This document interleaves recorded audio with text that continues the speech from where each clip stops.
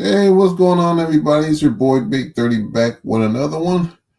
It's been a while since I made actual content because, real life shit going on here, but I'm back now. So before I proceed, I would like you guys to do is push the like button, subscribe, and hit the bell icon for more updates.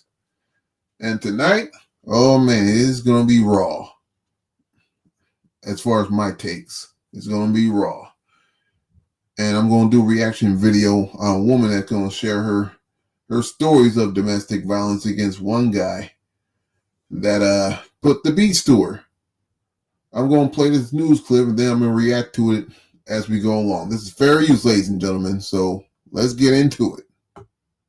13 investigates. She was a victim of domestic violence, shot, and nearly killed. What the hell? Years later, she's sharing her story, hoping it will help others.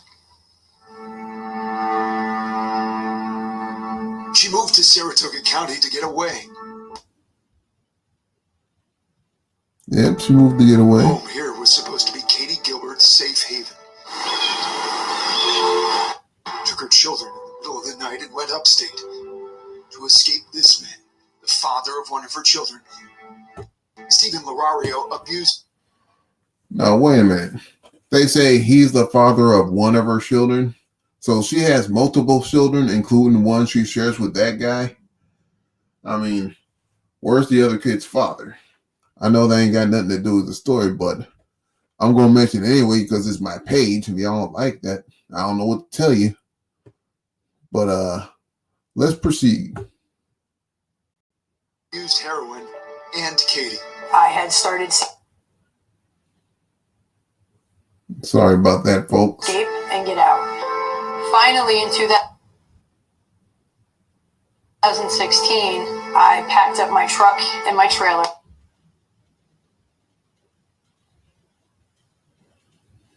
Come on, folks. What the hell?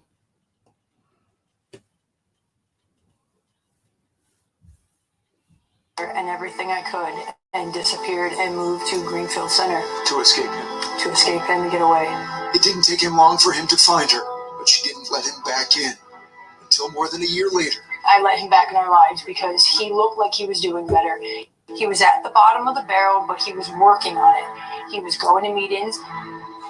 But that didn't last. Soon, Lorario was chosen No. One day in April of 2018, Hold on. found some money that Katie had been Hold saving on. for This thing is emergency. slow We here. got into a huge fight. He wound up punching me in the face, knocking me out. How the hell did he find her, first of all? I mean, did the news disclose on how this guy found her unless she called her While up? I was knocked out, he shot me in the side of my head.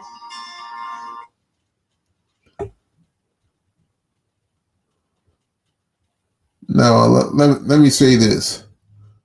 The one mistake she made, and it was a big one like most DV victims made, was allowing the abuser back in after they got persuaded, after the abuser told them that, I've changed, I've done a lot better, I need somewhere to stay. You should have just shut him out completely. Like, once he showed you who he was, or once a DV suspect shows you who they are, you should have believed them or believe her. Don't let the perpetrator back in, or else something's bad gonna happen to you, like this lady did. Like she foolishly let this guy back in. I mean, he could have affected her children. With a shotgun. You survived. I did indeed.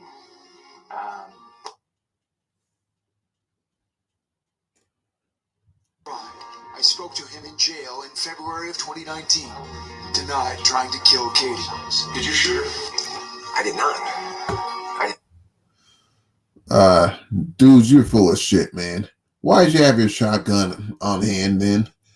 If you didn't intend to quote unquote shoot her? Man, you a whole ass nigger for that, man. And I hope when you serve 25 years in jail, which is a crime in itself, you only get 25 years in prison instead of longer. Anyway, when you're in there, I hope motherfuckers fuck you up, man. I hope they make you worse than what you made her. Because you're a whole ass nigga for that shit, man. I did not. I remember watching him constantly wiping his hands on his legs when he was talking with you in the jail and saying the bizarre things that he had said. The jury didn't buy it either. He was convicted of attempted murder and sentenced to 25 years in prison. And for Katie Gilbert, every time she looks in the mirror, she's reminded of what he did to her. I'm never going to be the same Katie I was before any of this happened. Regardless, she's not letting it define her. And that's one thing he can't take away from me is my pride in surviving this, not being a victim to what he did. Dang, he fucked her up real bad. I mean, they have to remove one of her eyeballs, man. I mean, that is gruesome. Being a true survivor. She is a survivor. Coming up at 5, the struggle Katie is having medically to get her life back. And then at 6, her advice to others in abusive relationships and the help that is available today. The bravery it took for her to speak up and share that story. It certainly is. She certainly is brave, and she wants people to know that that phone, though it can feel like 5,000 pounds, that's her words. You got to make the call to get help. She's wonderful for sharing that, Mark. Yeah. Thank you very much for sharing. She was the victim of a horrific act of violence, nearly cost her her life. The father of her child. No, this is another new cast is playing the same story. No, let's get into that one. Was out to kill her. Now she's speaking out about what he took from her and her quest to get her appearance back. Mark Mulholland is here with our 13 Investigates report. Mark. Rachel and Steve. I'm sorry, the screen is acting Imagine wonky. all that Katie Gilbert has endured. Shot at point blank range, losing her eye and part of her face. Now, despite setback after setback, she's hoping modern medicine will help her put that horrifying experience behind her. Katie Gilbert knows it's not easy for some people to see the right side of her face. It was blown off by her attacker. Stephen Lorario is the father of one of her 2 children. He used a double-barrel shotgun trying to kill Katie in her Greenfield home. It happened back in April of 2018. She survived and was able to testify against him at trial. A jury found him. And she ought to think, I know she's thinking the Sky Daddy above that she was able to survive, but man, he just said on the interview while he was in prison that he didn't intend to kill her. I mean, yeah, he almost did. I mean, he took away half her vision, for God's sake. And it's a shame they only gave him 25 years. They should have given him, like I said earlier, they should have gave his ass, life in prison. I know the old adage, nobody, no life in prison, but he should have served a lot longer than 25 years, man. Like I said earlier, I hope people fuck him up in prison. Him guilty of attempted murder, and a judge sentenced him to 25 years in state prison. His actions sentenced Katie to a lifetime of serious medical challenges and sometimes rude stares from others who don't have any idea what she's been through. She's endured multiple surgeries and setbacks. Doctors have been trying unsuccessfully to recreate her eye socket using her own tissue, but so far, none of it has worked. Because of all the scar tissue and the infections, the neurosurgeons are scared to proceed. So now I'm stuck at a standstill waiting to either find someone who's willing to give it a try or someone knows a different way to go.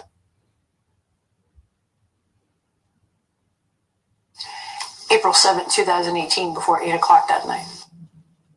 Through it all, Katie Gilbert remains remarkably optimistic, telling me that shortly after our discussion that she heard from her neurosurgeon who says after consulting with socket is needed. Coming up at 6, the important advice she has for others. I got some advice for them. You need to really vet the people who you choose to have children with, vet who you choose to marry. You really need to vet these people before you let them into your life and let them into your house. With kids you have with your previous relationship. may be in a violent relationship right now. Rachel, Steve, back to you. Certainly an amazing woman there. Thank you for sharing her story with us, Mark. Can't wait to hear more. But first, she survived a vicious attack at the hands of her boyfriend, and now, still dealing with the pain and damage that he caused, a Saratoga County woman is sharing her horrifying story. New at 6, Katie Gilbert offers hope for others who are suffering through abusive relationships. My first major surgery was April 8th. At first glance, you wouldn't know the horror Katie. I'm real sorry for that, folks. She was attacked by her live-in. Come on, man. Found the money that she'd been saving for an emergency. He wound up punching me in the face, knocking me out, and while I was knocked out, he shot me in the side of my head with a shotgun. And this was 6 years ago this happened. 2.5 years, one surgery after the next, trying to get a synthetic right eye, but first needing a new eye socket. All have failed. So far, they haven't got her a new eye socket. All has failed. But let me get back to my point that I made earlier. I mean, was this guy doing drugs before she picked him as a boyfriend? Before she picked him to have children with? I wonder if the news is going to disclose that. Of course, they're not going to disclose that. They want to disclose what they choose to put out. So far, she's on a waiting list at NYU's face transplant program. I don't need a whole face. I just need a small section. The scars remain, and there are reminders every time she looks in the mirror, every trip to the store. I get stared at a lot. Katie says the stares really bother her son, who was just 4 when his mom was attacked. Through it all, though, she maintains a remarkably good attitude, saying sarcasm and wit help her cope. Her attacker, who I interviewed in 2019, is serving his 25-year prison sentence. He's not allowed to have contact with her. Someday, though, she might ask him a question. What do you want to say to him then? Why? For what reason did you think this was a good idea? And I got a very question. Why let the mother back in when he already put the beast to you the first time? I mean, why succumb to his charm of saying that, oh, I've changed. I'm not going to do this anymore. It's like, it's not just her. There's a lot of victims just like her or him that let the abuser in, that gave the abuser a second chance. And were you really trying to kill me, or was this a scare tactic? She tells me she's sharing her story to help others. Talks about coming upstate to Saratoga County in 2016 to escape him. I packed up my truck and my trailer and everything I could and disappeared and moved to Greenfield Center. But letting him back in her life more than a year later as he was getting help. She says she wished she'd gotten help sooner. Sharing my story helps me, helps the next person know that they can walk away before it gets too bad. Forget the fact that you have to start over, because it's going to be the... I hate to be the bearer of bad news, but this story is not going to help it's not going to help a lot of people escape from the abuser. If anything, they're going to double down on their choices. The best fresh start you've ever had.